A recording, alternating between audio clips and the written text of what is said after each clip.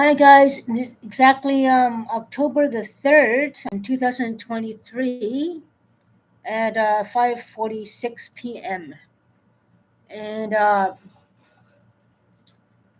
despite all the things that happened and so forth, it seems I'm not the only one who experienced violence this past weekend. Like I have the bruises I showed you the other day, and the bruise here and the scar there, a big bruise and everything, all that jazz. But I want to make a point that I met two other Indigenous people downtown who have also been affected about things. One of them had blood in his jeans. Apparently his nose is broken. And the other one is in crutches because of something else. So, yeah, it's pretty tough. And again, I had to go hospital again today because my other bub, my knee is killing me. My trachea hurts. And also, I was retching early on with pink saliva, which indicated of some blood possibly that I threw up as well. Could be all the stress, could be an ulcer, I'm not sure. It wasn't deep dark blood or clots, it was just kind of like a pinkish color. May have been the protein powder, maybe, I don't know. But the protein powder is brownish, chocolate. It might have been the protein powder, maybe, I don't know. But I have been experiencing some pains in my stomach area, and as you guys know, I've been going through extreme weight loss the past year since the assault and the harassment from the neighbor. A lot of these guys have records of violence. They're all violent, unfortunately. Criminal records of violence. And yeah. So, yeah. I was at the hospital again today after throwing up some pinkish kind of saliva, which could be indicative of throwing up blood mildly, but I'm not sure. It could be the protein powder, maybe, I don't know.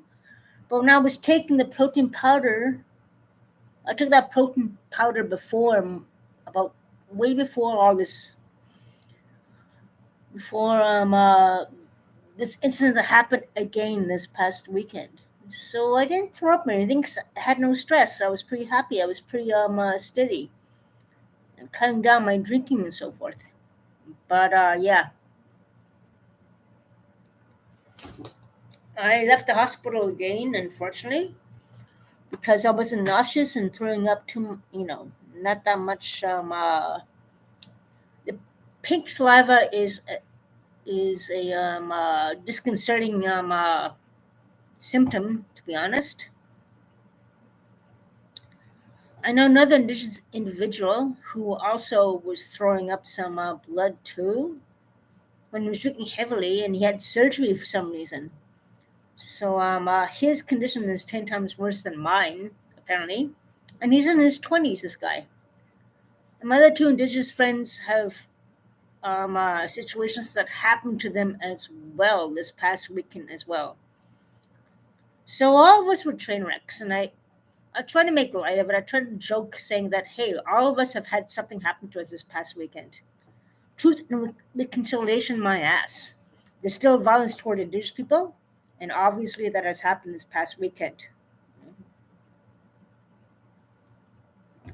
Anyways, I'm just interested to know how much violence escalated this past weekend. I won't be surprised if violence really escalated up there and the racism has escalated up there toward Indigenous people this past weekend. So I wasn't the only one who experienced violence.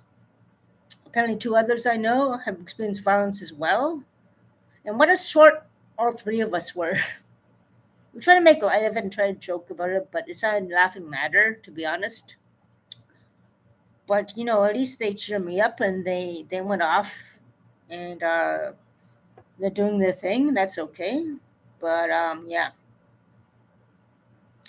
we briefly shared stories about our situations and about our problems and the violence and racism against us and so forth. But yeah, anyways,